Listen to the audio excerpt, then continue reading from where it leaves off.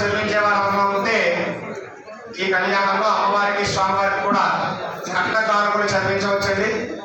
ముందుగా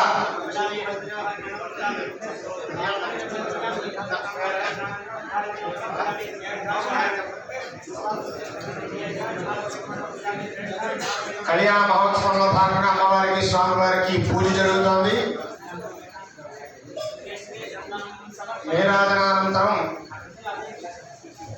ఈ యొక్క కన్యాదానం మనందరం కూడా మనందరి తరపున కూడా ఈ యొక్క వీరభద్రరావు గారి దంపతులు అయ్యప్ప గారి దంపతులు ఇద్దరు కూడా మనందరి తరపున ఈ కార్యక్రమాన్ని నిర్వర్తించారు.